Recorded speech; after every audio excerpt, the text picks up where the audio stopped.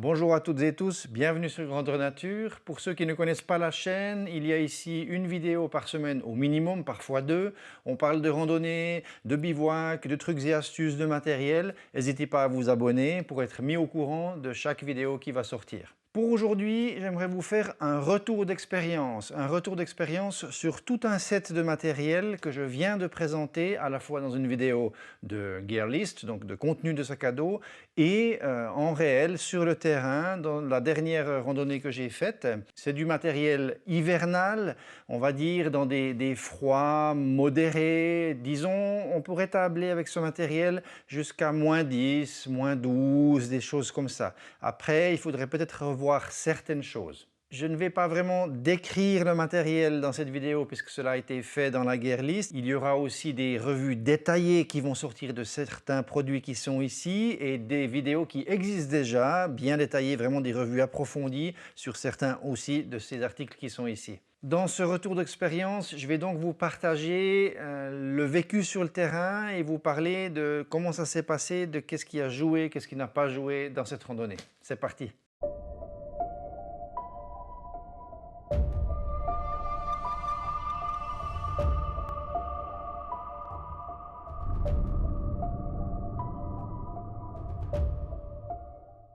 Tout d'abord, j'aimerais vous parler de tout ce qui est à l'extérieur, tout ce qui est porté, disons, sur moi. En tout premier lieu, je vais commencer par les crampons. Donc, ces crampons acier qui se chaussent, donc c'est des crampons de randonnée pédestre, hein. Ce n'est pas des crampons vraiment pour aller sur les glaciers ou des choses comme ça. Ce sont les Kahtoola K10. Je les ai au final utilisés qu'à un seul moment dans la randonnée, c'est au moment de la redescente dans une pente assez raide. Et puis là, c'est vrai que c'est quand même agréable, au lieu de tout le temps être un petit peu en rupture, de sentir que le talon part comme ça, puis de devoir parfois se reprendre sur les bâtons de marche ou se prendre une gamelle. C'est vrai que là, on marche sans trop réfléchir, on y va et ça croche très bien. Ce qu'il faut toujours faire attention par contre, quand on n'est pas habitué à marcher à des crampons, c'est que justement, tout à coup, ça croche trop bien. Donc on n'a plus ce phénomène de pouvoir un petit peu laisser glisser, hein, comme ça les chaussures et laisser la neige s'affaisser en fait pour réguler un petit peu et puis rendre la démarche souple ou un peu glissante. Donc on n'a plus cet effet-là. Donc on a parfois de temps en temps à accrocher. Faites attention à ça parce qu'en se rattrapant, c'est là où on peut quand même se mettre des méchants coups, soit dans les mollets, soit dans la malléole. Donc il faut quand même faire un petit peu attention à ça. Mais disons, en marchant consciemment, tranquille, on arrive vraiment à gagner en confort et puis en sécurité. Ça, c'est des crampons acier, 2 centimètres, et c'était parfait pour cette randonnée-là parce qu'on n'est pas dans des grandes neiges. Il y avait quoi, 20, 30, 40 centimètres maximum suivant les endroits. Et puis, on évite à toucher quand même les cailloux dessous. Tout à coup, il y a un passage où il y a vraiment moins de neige, donc on sent qu'il y a la terre, les bouts de bois, les cailloux dessous, donc ça croustille un petit peu, ça griffe, ça dérape sur par exemple une petite dalle en calcaire, des choses comme ça. Donc l'acier était vraiment bien choisi pour cette randonnée-là. Et puis moi j'aime bien ces K10 parce qu'ils sont vraiment super faciles à mettre, hein. On s'enfile dedans, tac, une fois qu'ils sont réglés pour la chaussure, on les chausse comme ça, clic, clic, et puis c'est parti, on démarre. Donc ce phénomène-là fait que on arrive facilement à les enlever, les défaire. Donc vraiment, ça a bien fonctionné.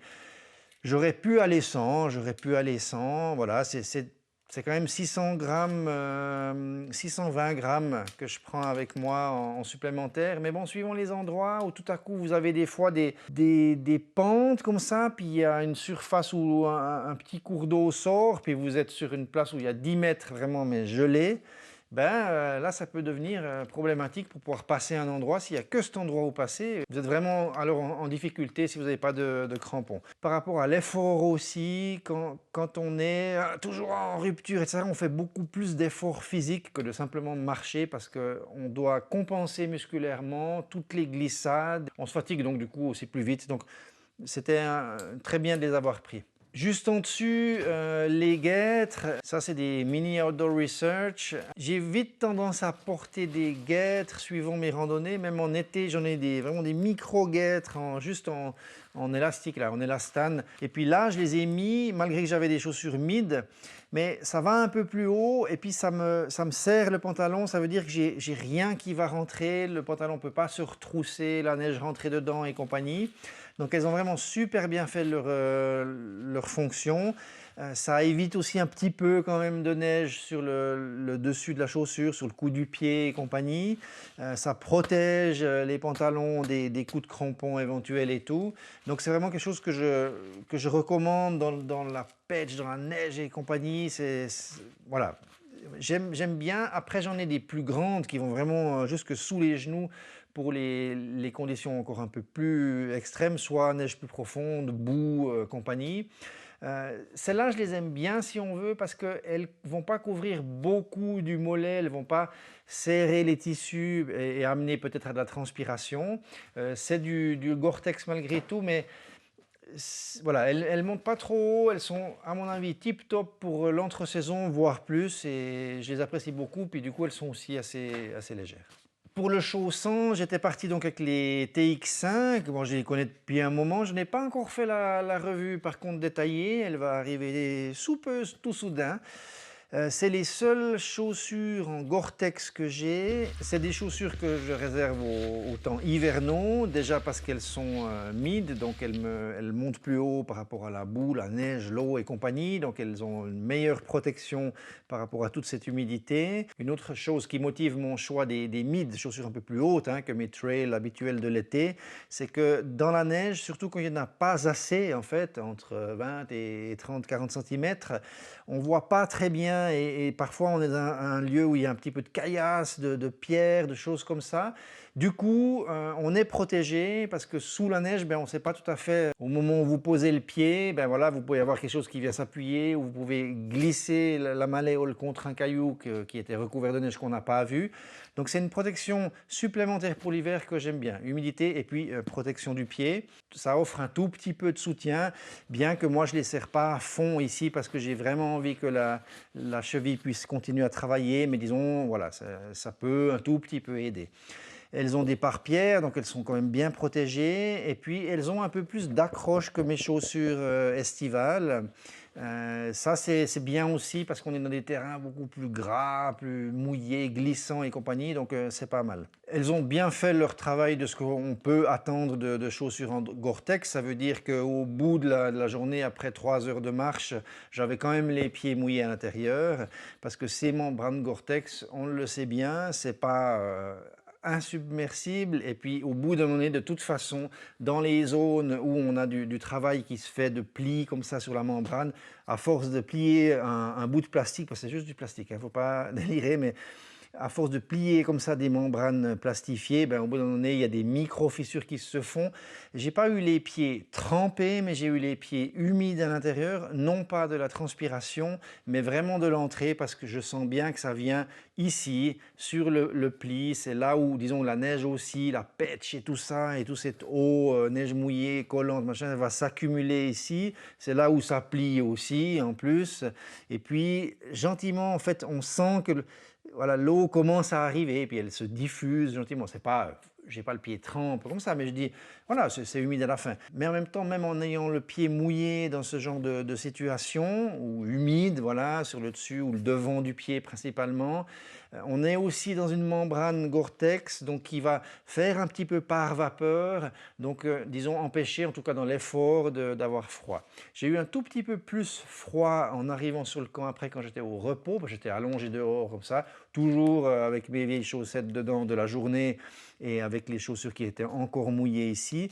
Du coup, là, par contre, comme on n'a plus l'effort à l'intérieur et puis la chauffe naturelle du pied qui diffuse, on a plus vite froid vu qu'on est un peu humide à l'intérieur. C'est pour ça qu'on a toujours un set complet sec pour le camp au cas où. Comme je n'avais pas de deuxième chaussure, pas de chaussures de camp, du coup j'ai dû rester là-dedans. J'ai décidé de ne pas mettre mes chaussettes de nuit parce que sinon j'allais les mouiller à l'intérieur de ces chaussures. Voilà, on marchait un petit peu de temps en temps et puis c'est rien de grave. De toute façon, c'était pas des grands froids, hein, on était à -4, donc c'était pas grand-chose de c'était pas un gros souci, disons. Maintenant, par rapport à toujours la marche, l'activité, ce que je portais, j'avais donc un caleçon long en mérino, c'est du 200 grammes mètre carré, et puis j'avais ce pantalon de ski, randonnée, etc. C'est des soft shells, ceux-là. Qu'est-ce que c'est les soft shells, si on veut? C'est un espèce de compromis, c'est ni du polaire pur, disons, ultra respirant, ni du hard shell, qui est vraiment ce qu'on appelle les vestes 3 couches, les vestes de pluie, qui sont, elles, imperméables. C'est un espèce de compromis entre les deux. La première chose que je veux dire, c'est que j'ai aucune soft shell pour le haut du corps. J'aime pas ces vestes parce que je trouve que elles sont trop ciblées pour un certain type de météo. Je m'explique, je travaille avec des polaires qui sont des choses très respirantes, pas du tout imperméables, et puis qui sont faites vraiment pour complètement sortir l'air chaud et puis nous tenir le plus au sec possible et puis bien au chaud. Et puis par-dessus, suivant les intempéries, eh bien, je mets une veste de pluie hard shell, plus ou moins respirante, légère, grosse, avec 100, enfin bref, voilà, mais vraiment une veste imperméable.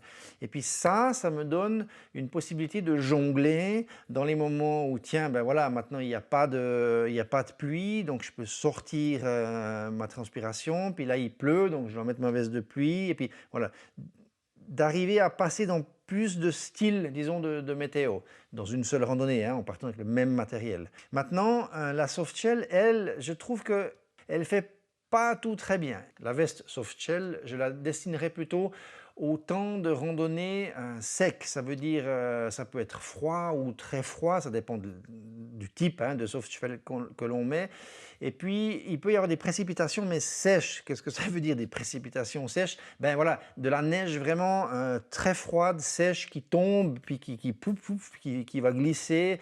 Donc, il peut neiger très fort, mais il ne faut pas que ça commence à s'accumuler. Il faut qu'il fasse froid, puis à ce moment-là, ben, il n'y a pas de souci. Elle va bien vous garder, elle va permettre, cette veste, tout en vous offrant une très bonne isolation, de pouvoir évacuer plus facilement votre transpiration. Donc, elle est très bien dans ces conditions-là. Pour le bas, c'est un petit peu différent parce qu'on n'est quand même pas dans le tronc hein, vital avec les organes, le cœur, les poumons, etc. Ça veut dire qu'on a moins de danger, si on veut, si le bas, les pantalons ou les jambes sont humides, disons dans des températures négatives modérées. C'est une partie du corps qu'on a un peu moins besoin de protéger. C'est pour ça que j'ai quand même pris des soft shell de pantalons de ski de randonnée et compagnie, parce qu'ils permettent déjà bien de la souplesse hein, dans les mouvements de marche, quand on relève les genoux, etc. Il y a ces stretch, voilà. Ils sont bien chauds, ça veut dire dedans il y a un rembourrage, c'est feutré, il y a un tissu polaire, hein, si on veut comme ça. Et puis ils permettent quand même, à l'aide du traitement DWR, donc du traitement déperlant que l'on fait sur les pantalons, ils permettent pendant un moment de faire glisser un peu la pluie ou la neige, etc. Mais au bout d'un moment donné, ben voilà, après, là, au début quand j'ai parti, pendant 1h30 à 2 heures, c'était au début de la pluie, puis après c'était de la pluie-neige, là comme ça, des plaques qui collent et puis qui mouillent tout de suite, etc. Et j'ai assez rapidement senti que je commençais à devenir humide dessous. Comme c'est assez épais et puis il y a du polaire et puis qu'en plus j'ai les collants dessous, du coup même en étant mouillé, en tout cas sur le devant, là où je prenais tout, hein, sur les genoux et compagnie, j'ai pas eu froid, c'est bien allé. Et même après, en arrivant sur le camp, j'étais donc mouillé sur ces pantalons, même avant de pouvoir un peu me sécher devant le feu et compagnie. J'ai pas eu froid parce que c'est quelque chose de bien épais, de bien isolé, malgré cette humidité-là. Voilà, en résumé, c'est très bien allé, c'est des super pantalons. Je vais juste en faire une revue détaillée, plus approfondie, un peu plus technique. Bonnet, de nouveau, ça c'est un bonnet Merino millet, c'est bien allé, mais dans l'effort, il est trop chaud. Je privilégie à ce moment-là les bœufs qui font une petite couverture juste sous la casquette ou sous la capuche de la hard shell. mais c'est un peu plus fin. Donc du coup, c'est nettement mieux d'avoir peut-être un doublon. Ça fait aussi écharpe, enfin, ça peut un peu protéger. On peut juste le remonter un petit peu. Le tour de cou, il est là, on le remonte un petit peu.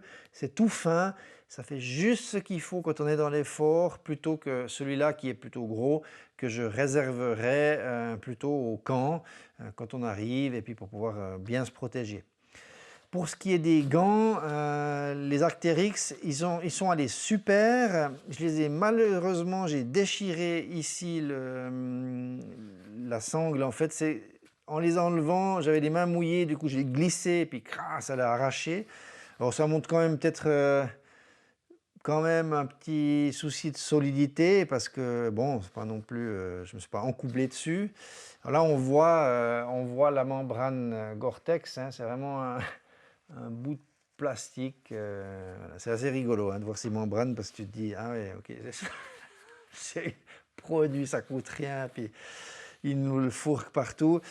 Dans le sens où, de nouveau, c'est la même histoire. Il a plu beaucoup, il y avait beaucoup de neige comme ça, donc ça vient tout le temps ici. J'avais l'extérieur trempe.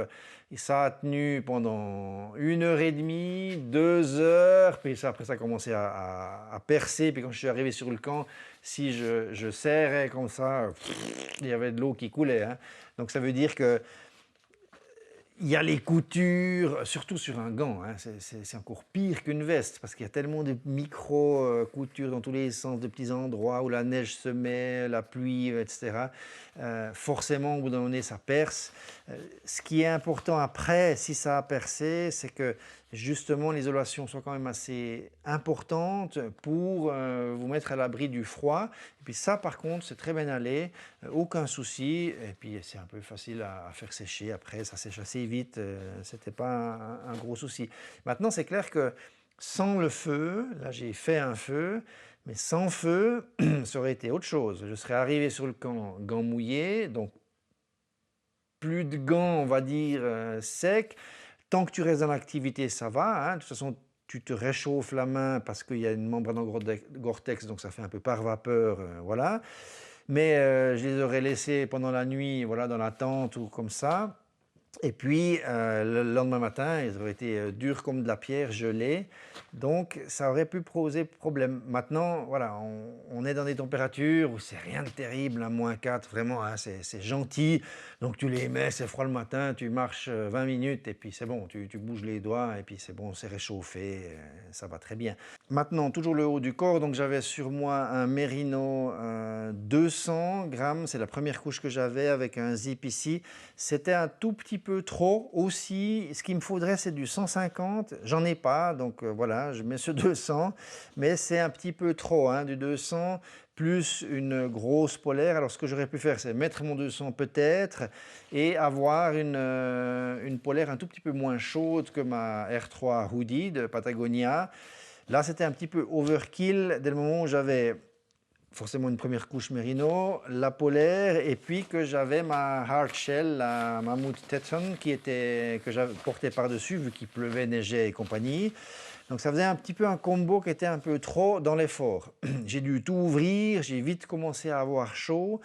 Par contre, en faisant uniquement la première couche et la hard shell, là j'aurais eu froid quand même en carburant, ou alors j'aurais dû tout fermer complètement la hard shell et j'aurais commencé à surchauffer aussi à l'intérieur. Donc l'idéal aurait peut-être été d'avoir eu une polaire moins chaude, ce qui m'aurait permis d'être un petit peu plus à la limite, puis c'est juste l'effort, comme je le proposais dans ma revue de préparation, c'est juste l'effort qui va me tenir au chaud. Maintenant, c'est très bien allé aussi, parce que bon, tu chauffes, ça s'évacue, tout a fonctionné. Tout a fonctionné, c'est juste que quand tu t'arrêtes, tu sens un peu plus vite le froid parce que tu es tout mouillé de transpiration.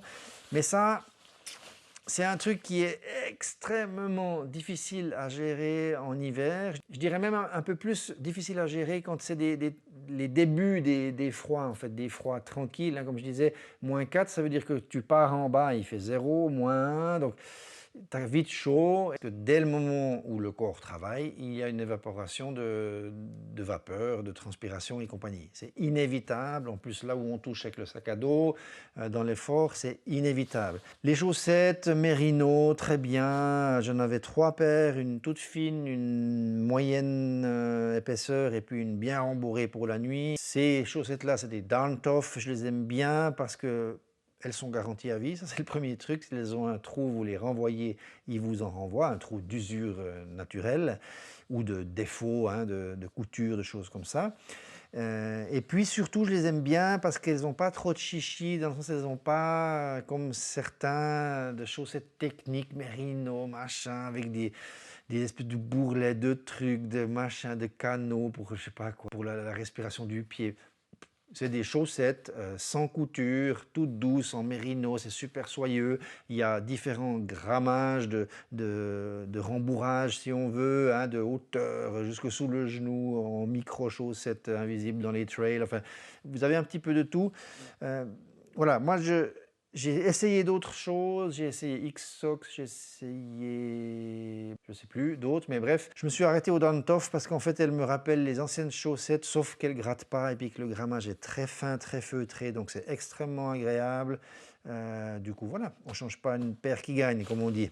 On va parler un petit peu électronique. J'avais la Petzl Actic, je prends la grosse comme celle-là, grosse entre guillemets, en hiver parce que j'en en a beaucoup plus besoin. D'ailleurs, elle a été allumée, je pense, un bon 2 heures quasiment en continu avec le feu, la préparation, le repas, après dans la tente, etc.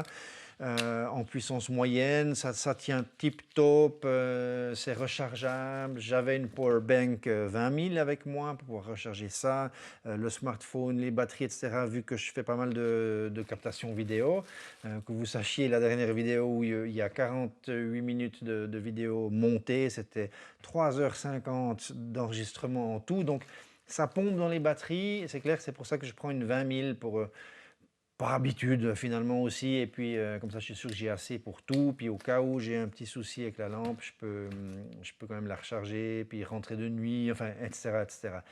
Elle a très bien fonctionné.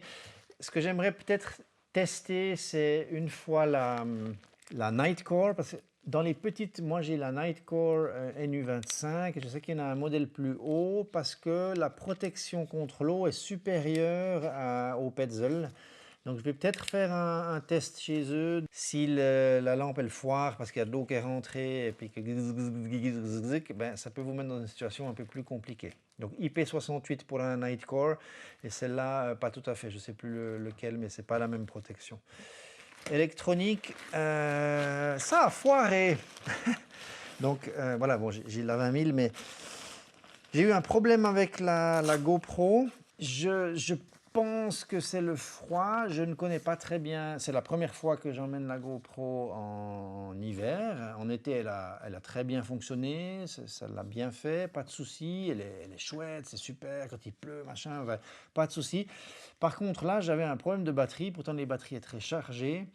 Mais je mettais les batteries et puis je filmais 2-3 trucs. 10 minutes après, il n'y avait plus rien, ça s'éteignait, c'était terminé, exactement comme si la batterie était plate. J'ai soupçonné au début, je pensais que c'était un court-circuit parce que en changeant la batterie, à un moment donné, il y a eu un petit flocon qui est tombé.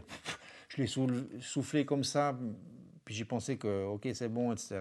J'ai refermé. Et puis après je me suis dit, en rechangeant encore une fois la batterie, après je me suis dit non mais ça ne doit pas être ça quand même, parce que je regardais dedans, c'était sec, c'était rien, hein, vraiment, bon voilà. J'ai donc pensé que c'était à cause de la température. Bizarre, parce que bon, -4, -3... voilà. Par contre, elle était toute mouillée, hein, il y avait de la neige, etc. Elle était ici à l'extérieur, donc elle a bien pris quand même le -4. J'ai donc dû annuler l'utilisation de cette GoPro et tout le final, je l'ai fait au smartphone. Ce bon vieux smartphone, n'empêche, c'est fou. Hein. Tu achètes un truc qui coûte quand même cher, bon, ça coûte moins cher qu'un smartphone. Mais tu te dis, ah ouais, ben justement, intempérie, machin, c'est bon, il pleut et tout. Et puis en fait, tu te retrouves à continuer avec ton smartphone. Donc, fail.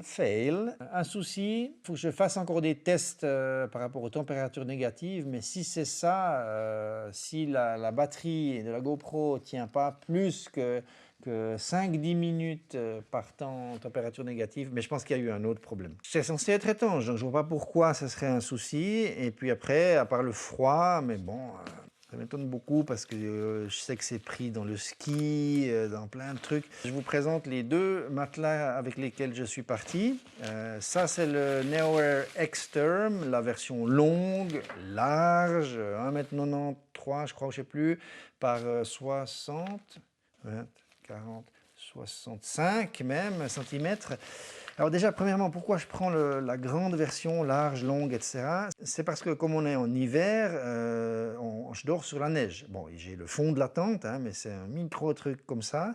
Mais on est sur la neige directement. Donc dès le moment où vous posez une main au fond de la tente, ben c'est glacé et puis il faut vraiment pas avoir de contact. Si je prends les versions medium, régulière, machin, il y a un bon 10 cm de moins, il y a 55 cm je crois.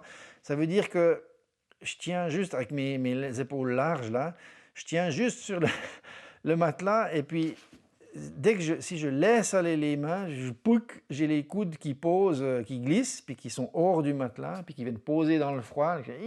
Alors finalement, je coince les doigts comme ça, puis je pose ça sur le ventre pour que mes coudes tiennent, puis ça me gonfle. Voilà. Même en été, j'ai un court large pour pouvoir avoir aussi ces coudes qui posent bien, avoir de la place, et puis c'est cool, et puis voilà. C'est un tout petit peu plus lourd, mais c'est pas grave. Fabuleux, j'ai dormi avec ce matelas X-Term qui a un R-value de 5.4, 5.5, 5.6, je ne sais plus, et qui est vraiment fait pour dormir sur la neige, directement à même la neige, il n'y a pas de problème. Fabuleux, tu sens même du chaud, enfin, c'est bizarre, on a l'impression qu'on a un radiateur chauffant, mais c'est juste la température de notre propre corps qui est renvoyée, du coup c'est vraiment génial pour ça. Et puis les nanas, si vous aimez bien les trucs bien isolés, même en automne ou en été, quand vous êtes en haute montagne, tout à coup vous prenez celui-là, c'est bien. Par contre, prenez-le pas dans les saisons estivales ou chaudes, quand vous êtes en pleine, là, parce que vous allez transpirer, c'est trop chaud en fait, hein, là du coup ça va pas. Mais pour vraiment les frileux ou les entre-saisons quand même, en automne, des fois on a vite des -2, -3, hein, même s'il n'y a pas de neige et compagnie. Génial, génial, génial. Par contre, c'est un matelas gonflable, donc là, c'était pas trop un problème parce que c'est de la neige, il n'y a pas de cailloux, tout est mou sous la tente, ça joue bien, c'est bien protégé. J'avais mis un petit liner en Tyvek sous la tente, juste par protection, hein, pour faire durer un petit peu la tente. Il n'y aurait pas eu besoin, mais je le prends quand même. Par contre, s'il y a un problème, vous êtes en train de couper votre pain, vous lâchez le couteau, ben, vous êtes instantanément sur le sol. Et puis là, par contre, il y a un tout petit peu d'isolation, mais la R-value, elle passe de 5.4 à 1. Hein, puis vous passez pas la nuit, je veux dire, c'est pas possible de dormir là-dessus, sur la neige directement. Vous allez avoir tout le froid qui remonte par le sol, même sur un super sac de couchage, votre corps va se refroidir, ça va être compliqué. D'où le backup en hiver, j'aime bien avoir ça. Donc celui-là, il est coupé, il fait 1,50 m, ce matelas-là. Il fait donc juste tête et puis un peu plus bas, jusqu'aux genoux, on va dire, environ. Ça veut dire que ça me protège juste l'essentiel et puis c'est une air value de 2.3 je crois, le Z-Lite, quelque chose comme ça, 2.3, 2.4, 2.2. Donc c'est pas assez, mais ça vous permet, disons, de passer la nuit et puis d'arriver quand même à vous en sortir suivant où vous êtes. De plus, en été, on est autour du feu ou on est dehors en train de cuisiner, on s'asseye dans l'herbe, c'est égal. Par contre, en hiver, moins envie de sortir ça pour le poser dans la neige, mouillé, machin. Donc en plus, ça fait un siège, un matelas. J'ai pu manger couché tranquille vers le feu, allongé dans la neige comme ça directement. C'était juste fabuleux. Je conseille un petit backup en cas de souci quand vous êtes en hiver, pour si jamais le matelas gonflable perce. Je sais de quoi je parle. Du coup, en été, ça va, mais en hiver, ça va pas. On continue avec les habits, toujours l'habillement. Donc, deuxième set, ça veut dire le set pour le camp, quand on est en statique, et puis pour la nuit. J'avais donc ma grosse doudoune, la Mammouth Broad Peak. Ça, c'est une bonne grosse, elle est aux 500 grammes. Elle est bien chaude. Eh ben, je l'ai mis que le matin. Je ne l'ai même pas mis le soir parce que je suis resté un bon moment avec ma... Il neigeait toujours dehors, hein, donc je suis resté avec ma hard shell, je suis resté avec ma polaire qui séchait gentiment, voilà. Et puis elle, je l'ai sortie, elle m'a fait oreiller pendant la nuit et puis je l'ai sortie le matin quand vraiment... quand tu démarres, un petit coup de bien sec, bien chaud, c'est parfait pour déjeuner et tout. J'ai même pas eu besoin de la mettre. Donc il faisait pas si froid que ça, hein, pour finir. Mon habit de nuit, ça c'est du 260 en mérino. C'est Icebreaker Oasis Body Fit, celui-là. Parfait, j'ai eu trop chaud la nuit à un moment donné, donc j'ai un peu ouvert, j'étais moins emmitouflé, j'ai ouvert la tête et puis ça a régulé un petit peu, puis ça allait tip top, moi c'est du luxe, hein. -4, ressenti -7 avec un petit peu d'air frais la nuit. Vraiment, j'ai dormi mais comme un pacha. On va voir après le couchage. Un petit bœuf qui a fait en fait tête d'oreiller sur la fourre de la tente avec la doudoune à l'intérieur. Ça marche du tonnerre. Et puis ma duplex, c'est une tente monoparoi en Dyneema qui est plutôt axée 3 saisons ultra léger. Donc c'est parfait pour l'hiver. Maintenant, ce que je vais dire, vous le prenez avec des pincettes, dans le sens où on ne parle pas de l'Himalaya avec des blizzards à 150 km/h et des températures de -30 sur des camps ou au K2. On est tous d'accord, on n'est pas en Sibérie dans des plaines où il y a tout qui se fait renverser, arracher, parce qu'elle ne va pas tenir. Elle n'est pas autant portante. Ça veut dire que vous dépendez de piquets, donc pour moi c'est mes bâtons de marche, et puis de l'arrimage costaud des sardines ou des pois morts ou des ancrages que vous avez pu faire dans la neige pour que le tout tienne. Donc, suivant les vents qu'il y a, ça peut être un danger. Hein. Si vous êtes dans une steppe, dans la taïga et compagnie, puis que ça commence ça ne va pas le faire. C'est pas fait pour ça. Mais disons, dans des froids standards, légers ou très froid mais calme, il n'y a aucune raison que cette tente ne fasse pas l'affaire. Elle va juste vous protéger de l'extérieur, un petit peu couper le vent, et puis les intempéries surtout, la neige, la grêle, la pluie et compagnie. Donc elle va vous protéger de ça, vous garder au sec, ok. Et puis ensuite c'est votre couchage, sac de couchage et matelas qui va faire lui l'isolation. C'est ça et votre sac de couchage, c'est ça que vous devez viser pour pouvoir dormir comme si vous n'aviez pas de tente. S'ils annoncent -10, il faut que vous puissiez dormir dehors, à la belle étoile, à -10, avec une bonne marge en dessous, avec votre matériel. S'il fait -10, qu'ils annoncent -10, mais c'est -10 mesuré dans un capitonnage pour les appareils de mesure, mais qu'il y a un vent de 50 km/h, vous allez avoir un ressenti de -15, voire -17. Ça veut dire que vous devez pouvoir avoir un matériel qui va s'adapter à ça et qui va vous protéger pour le ressenti. Ça, c'est important. Vous allez donc devoir vous équiper d'un sac de couchage qui descend jusqu'à -15, plus quelque chose qui vous protège contre le vent pour essayer de limiter cet effet de ressenti, donc de chute de température, parce que sinon ça va percer, ça va passer dans le sac et compagnie. Dans mon cas, il faisait -4, ressenti -7 si on était là à l'extérieur, parce qu'il y avait beaucoup d'humidité, de brouillard, de brume, un petit peu une brise comme ça. Donc, ça, c'est la tente qui a juste offert un petit peu cette protection. Dans la tente, il devait faire -2, je pense, quelque chose comme ça, parce que malgré tout, je fais quand même un tout petit peu un cocon, moins qu'une tente 4 saisons qui a une double paroi, des tissus plus épais, puis qui va mieux capitonner. Peut-être vous gagnez 3, 4, 5 degrés, c'est possible, hein, avec rien que la chaleur du corps et compagnie. Mais dans mon cas, ça a bien marché. La condensation, ça change rien. Que vous ayez une mono, une double, une triple paroi ou je sais pas quoi, ça change rien. Il y a forcément un moment donné où l'air chaud va rencontrer l'air froid, donc ça va givrer. Dans une double paroi, vous n'aurez pas le gel, par contre le givre à l'intérieur sur la première paroi, celle que vous pouvez toucher plutôt avec la tête et compagnie, mais vous l'aurez sur la deuxième paroi, là où il y aura le contact avec l'air froid à l'extérieur. Donc d'une manière ou d'une autre, la condensation, elle sera là, ça c'est garanti. Et d'une manière ou d'une autre, quand vous partez le matin, vous allez l'emporter dans le tissu avec vous, avec la tente. Ça c'est aussi garanti. Parfois, on arrive à secouer, à enlever le givre et compagnie, mais ça ne change rien. Un avantage du Dyneema, je dirais, c'est que lui, il ne va pas prendre l'humidité dans le tissu, ça peut que se déposer dessus.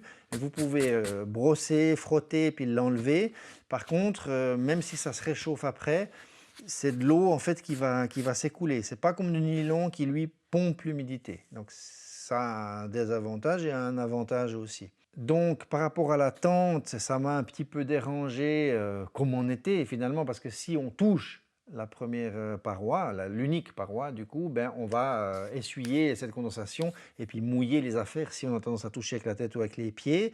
Et puis là, en l'occurrence, comme j'avais un double sac de couchage, on le voit tout de suite, j'ai vite touché au bout les pieds, mais j'ai eu de toute façon trop chaud, donc ça n'a pas posé de problème. Et puis l'autre souci, c'est toute la zone en fait où avec votre respiration, en dormant, vous allez avoir ici une surface qui va être humide ou givrée même sur le dessus du sac de couchage.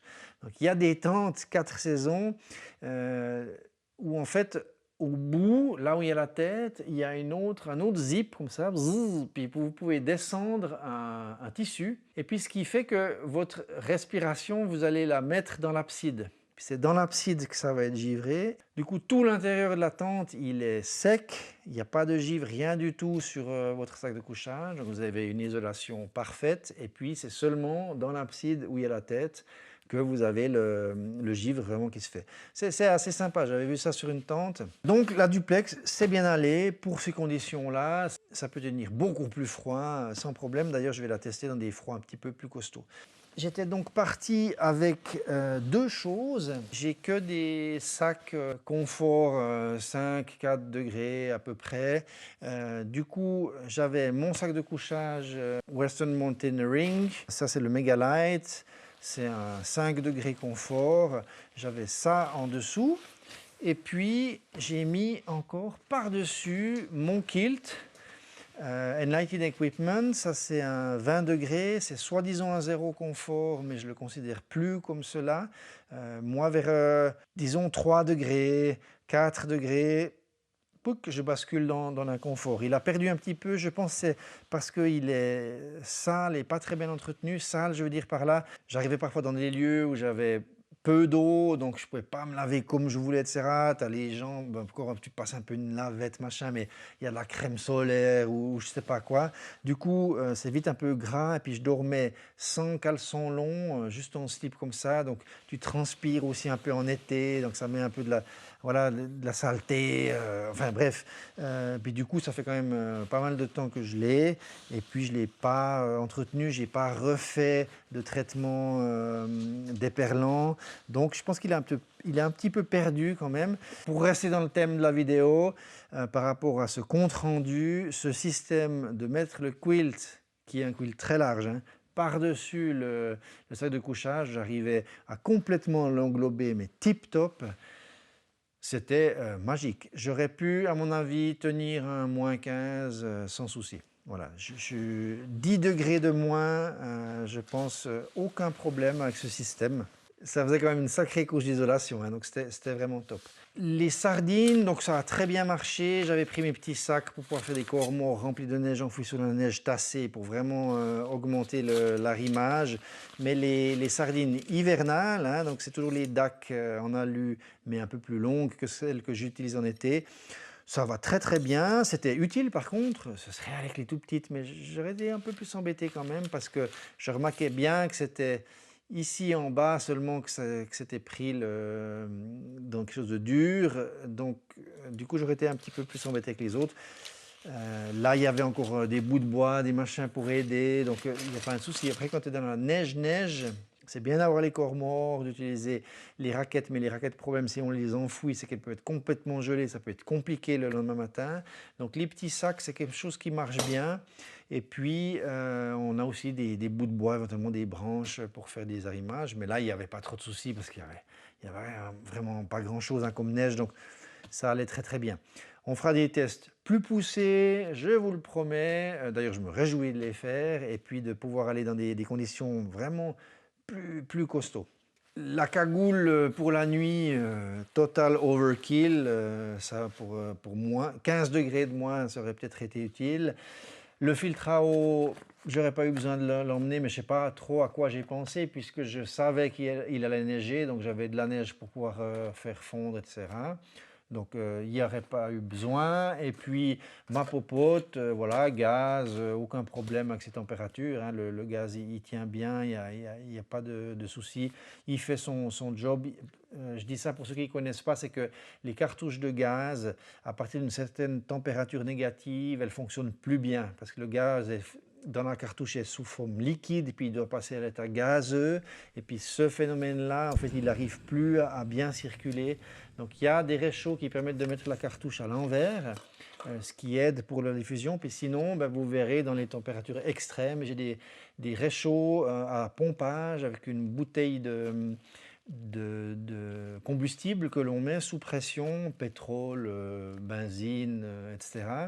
Et puis du coup, c'est des réchauds qui eux, vont à n'importe quelle condition, ils brûleront toujours. Voilà, ah oui, le sac bien sûr. Bon ben, je l'aime beaucoup, hein. Je l'aime beaucoup ce Arc Hole.